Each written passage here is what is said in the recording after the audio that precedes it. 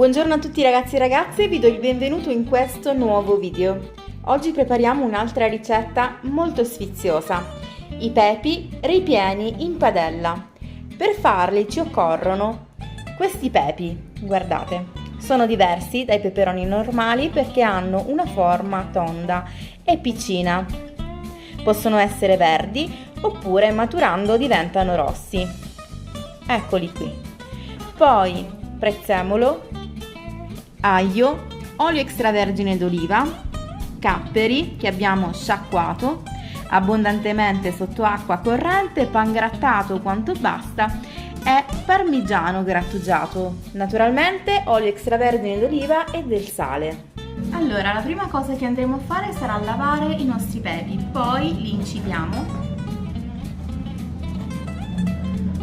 e dobbiamo togliere il picciolo. Eccolo qui. Naturalmente cerchiamo di togliere tutti i filamenti che ci sono all'interno. Volendo possiamo aiutarci anche con un cucchiaino.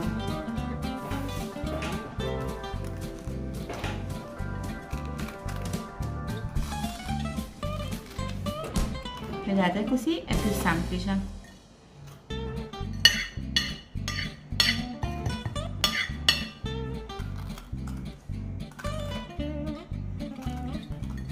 Per essere sicuri di eliminare tutti i semini, perché ne contengono davvero parecchi, alla fine li andrò a sciacquare ulteriormente.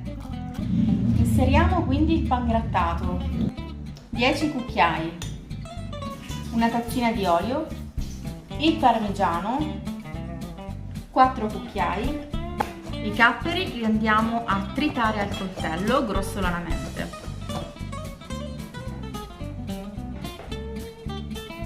Schiacciamo anche l'aglio in questo modo e tritiamo anche il prezzemolo.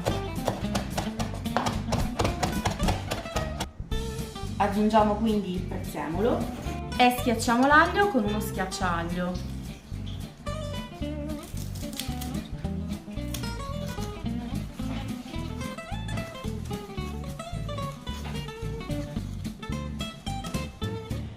Aggiungiamo un pochino di acqua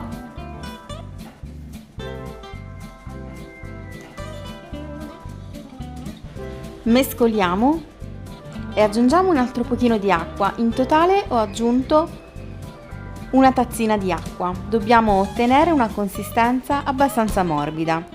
A questo punto siamo pronti per andare a farcire i nostri pepi. Possiamo aiutarci con un cucchiaio, però non dimenticate di fare pressione con i vostri pollici in modo da assicurare il composto all'interno e non fuoriuscirà una volta che li andremo a capovolgere all'interno della nostra padella. Prendiamo la padella, versiamo 3 cucchiai di olio e iniziamo a cuocere i nostri pepi capovolti perché dovranno fare la crosticina al di sotto. In questo modo, fuoco medio-alto. Dopo 5 minuti possiamo rigirarli.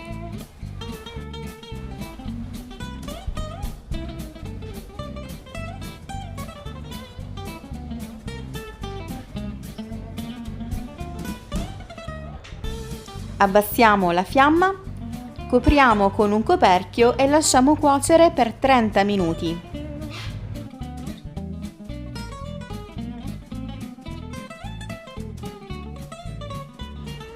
E in pochissimo tempo e senza accendere il forno, la nostra cena è servita. Spero che questa ricetta vi sia piaciuta. Io vi mando un bacione e ci vediamo presto nella prossima videoricetta.